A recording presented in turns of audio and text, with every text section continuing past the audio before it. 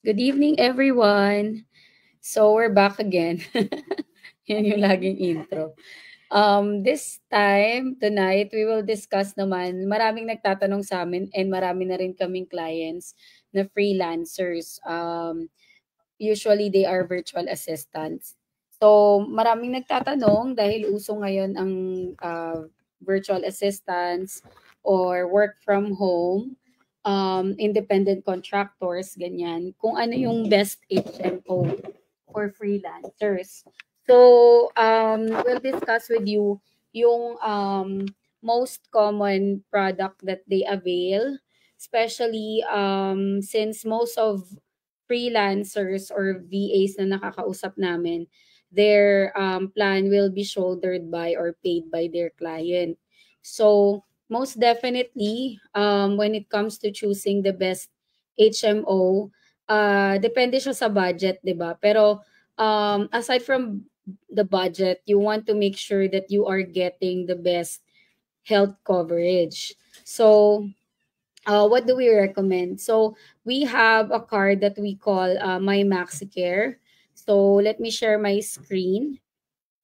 So, if you want to know more about My MaxiCare, you can visit our own website, hmo4filipinos.com, and then go to for individuals. So, actually, it's good for kids, adults, and even seniors. So, here it is. As you can see, My MaxiCare is a versatile healthcare plan that recognizes the unique needs of adults. So whether you're a young professional or approaching your senior years, it offers a range of benefits to keep you healthy, secure, and prepare for life's unexpected moment. So, ano nga ba yung mga benefits ng My MaxiCare? Yan. So we have here number one, complete outpatient care. So, yan. Wait lang. Paki-scroll na. Wait, Yan. hold on. So, when it comes to complete outpatient care, ayan siya. It will cover your outpatient checkups, laboratories. So, it means walang limit when it comes to the checkups and laboratories as long as pasok siya dun sa maximum benefit. So, later we'll discuss with you as well ano yung maximum benefit limit and ano yung mga option. So, definitely, when it comes to someone who's working from home, we want to make sure na from time to time we're going for checkups so we can make sure na we're still healthy kasi we all know the lifestyle kapag ka work from home ka most often than not it's sedentary 'di ba yung nakaupo lang almost all day or if you're working graveyard all night and definitely you don't want to compromise your health if you're working that way, 'di ba? So you want to make sure that you're getting regular checkups. So next advantage is the emergency preparedness. Yan. So we have here emergency preparedness. My MaxiCare covers emergency fees, doctor fees, labs, procedures, and medicines, providing adults with peace of mind in case of unexpected medical emergency. So yan, covered dyan basically is emergency nyo. And if may dependents kayo, ayan, covered din yung emergency nila. Yes, that's so we all know more often than not then if you are a freelancer or um if you're an independent contractor, we really don't have the benefits that usual employees are getting, which is, for example, yun nga yung HMO, unless your client is willing to pay for it for you. So, ngayon, if whenever emergency happens, syempre gusto naman natin that we have a peace of mind, di ba, na kung may maramdaman man tayo and we need immediate health relief, edi alam mo yon makakapunta ka sa emergency ng walang worries. Kasi you know that you have an HMO that, covers for you. So, the next benefit. Yan. So, next naman ay inpatient care. So, adults can access inpatient room confinement, doctor fees, labs procedures, and medicines. ensuring comprehensive care during hospitalization. So, just to share, ako recently nagkaroon ako ng emergency, nadulas ako sa CR. And then, thankfully, meron akong MaxiCare, my MaxiCare, provided by my employer here. Siya yung boss ko. Yun. So, dahil doon, wala akong binayaran na out of pocket na money kasi na-covered lahat from x-ray to labs to immediate like medicine na kailangan ko during that kasi ang sakit talaga ng likod ko. So, ayun. Yan. So, inpatient care din, meron din sila yung if yung emergency nyo, kinailangan yung i-confine, covered din yan. Or if may nakaschedule kayo na confinement, covered din up to MPL. But, meron yung certain limitation. So, later on, i-discuss din namin.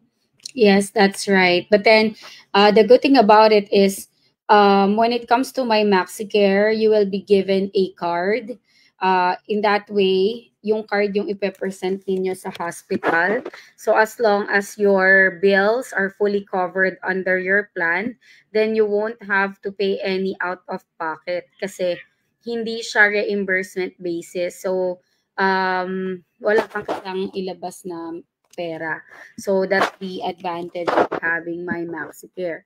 And also, ayun na nga, it has a built-in annual checkup. So you don't have to pay for this anything extra. Kasama na dito yung annual checkup. So that, yun nga, this is for preventive health maintenance, 'di ba? Yung iba kasi takot silang magpa-annual check-up eh. Pero it's better to do that para you can detect at an early stage if meron ka mang sakit. Or for example, ako, obviously, I'm currently overweight.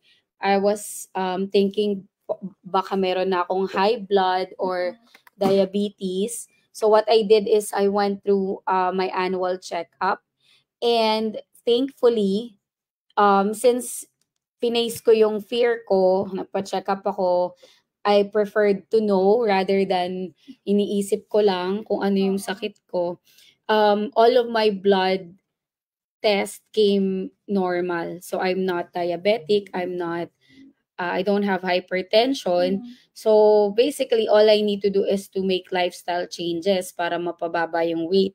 But that's the good thing about getting an annual checkup kasi dalawa lang yan eh. Either you're making yourself sick by overthinking na baka may sakit ka na, or at least if you're really sick, on the onset pa lang, alam mo na, makakapag-create ka na ng lifestyle changes na necessary to prevent anything from getting worse, 'di ba? So, dapat we're not scared to get checked para we can prevent sudden health issues. So, yun lang.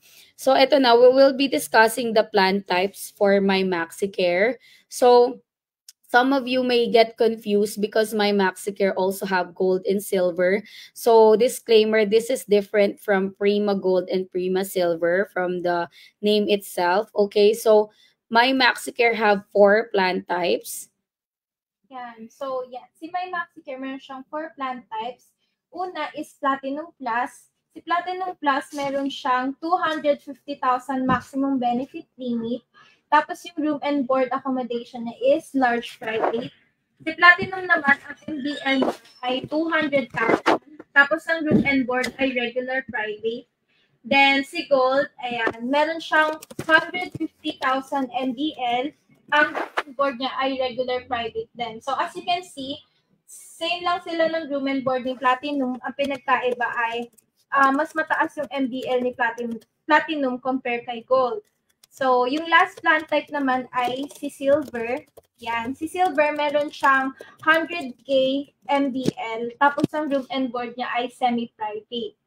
Yan. So, if you're a freelancer, tapos gusto nyo ng affordable, kumbaga, lower price compare sa ibang plan types, okay na din yung Silver kasi 100,000 na rin yung MBL niya. Yan. Tapos semi-private na din yung room. Yes. So again, it will depend on your preference kung gusto mo ba wider coverage. Kasi marami din naman na they prefer the higher plans kasi nga it's wider coverage. So what does MBL mean? So just to clarify, um, some HMO that they will mention that their card is ABL. So what does that mean? Yung ABL po kasi it's more on consumable. So let's say for example, if you chose gold with ABL, it means you only have 150,000 on all availment for 1 year. So consumable po siya. Unlike if your card is under MBL or maximum benefit limit, it's 150,000 per sickness per year. The only thing that will differ is the limitation when it comes to pre-existing conditions. So later we'll also discuss that. But then so far, just to recap, why is this the best HMO for freelancers? Kasi it's again a full HMO. It's a complete package. You get outpatient care, you get emergency care, you get inpatient care, so yung mga confinement, and then you have annual checkup. And you also have an option to add dental coverage if you want. Para, syempre, not, alam mo yun, hindi naman porket we're staying at home, di ba, we neglect our physical appearance or our physical health. So definitely, it's still much better to have um, dental coverage as well para mapaalaga natin yung ating ngipin like cleaning, unlimited pasta, kung naiinip ka, unlimited bunot, ganun. Joke lang. So, yun. Gusto niyo yun.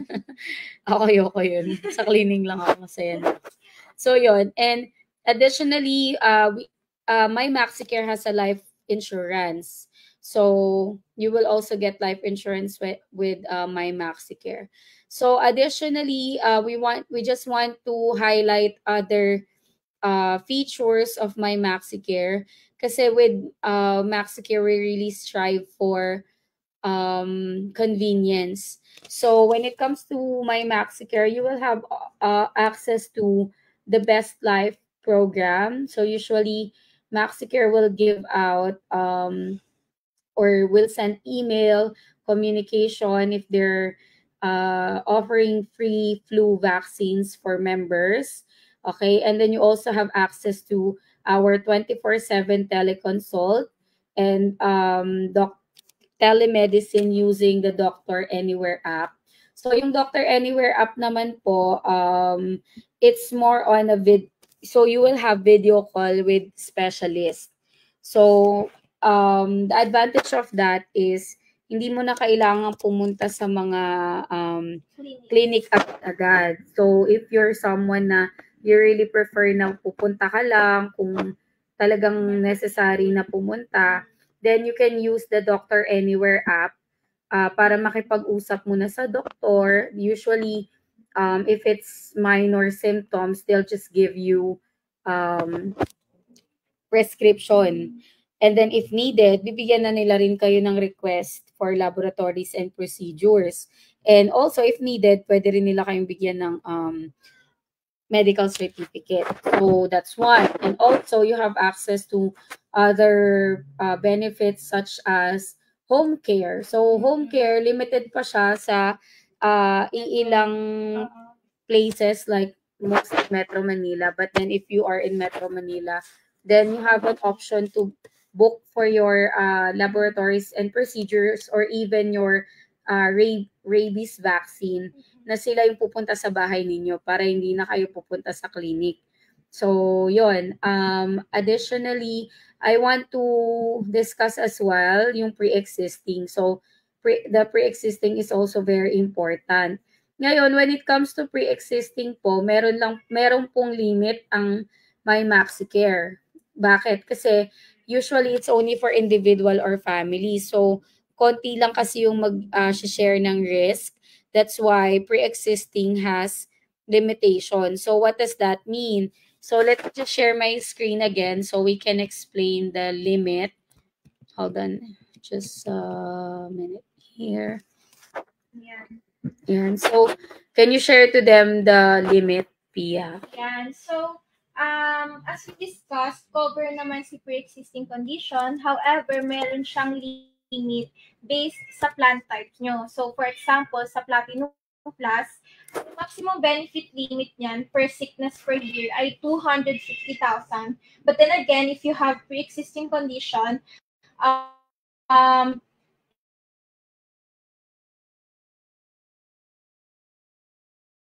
siyang two categories ng pre-existing condition. Una ay, yan,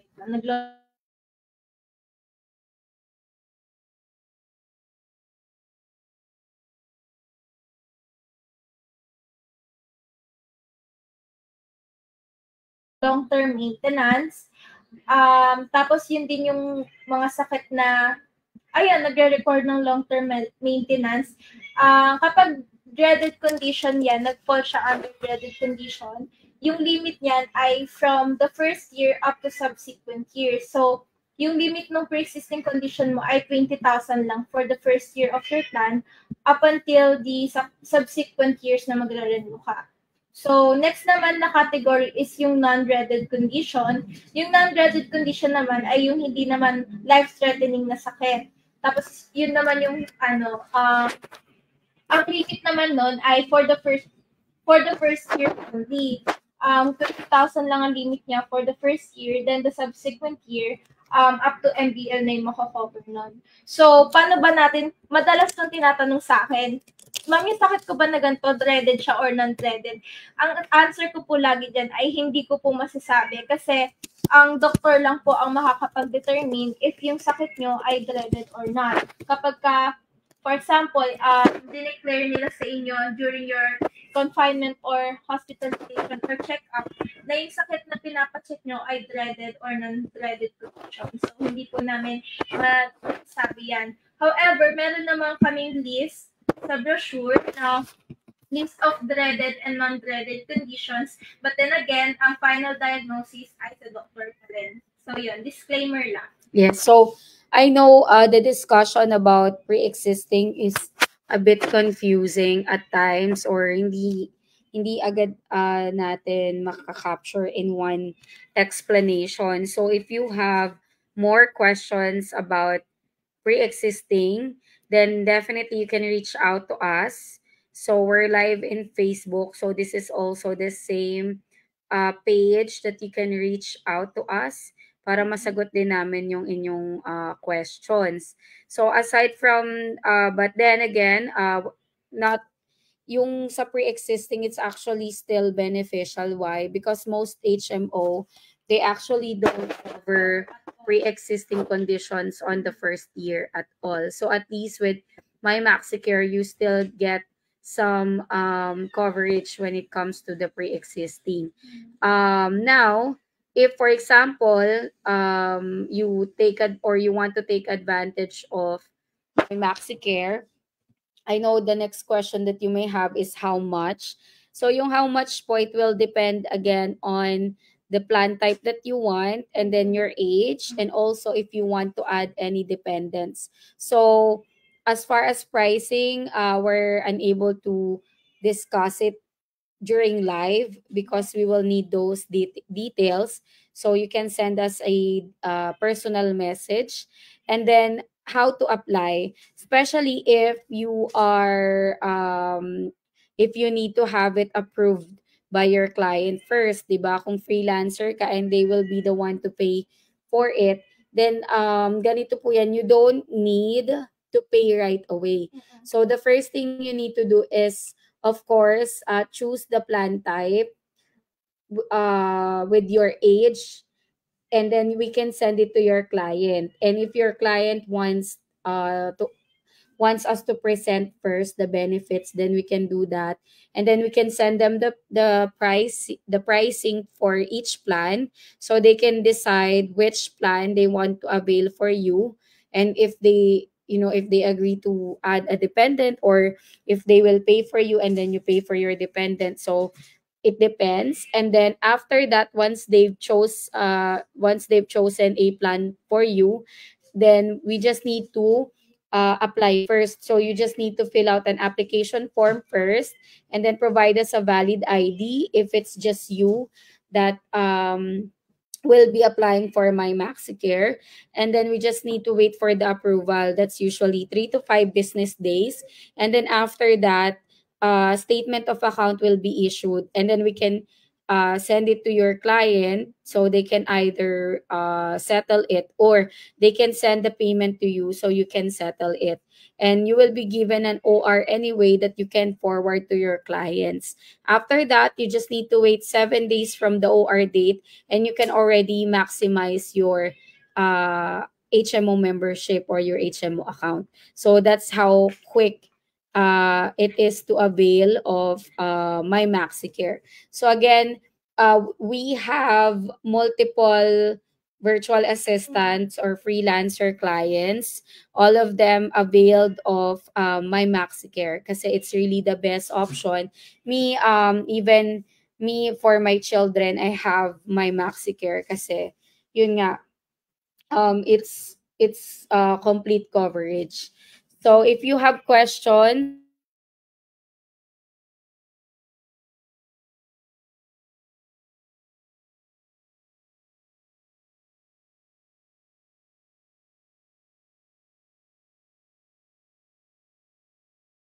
thank you for listening, and everyone have a good night. Bye Thank bye. you, but bye.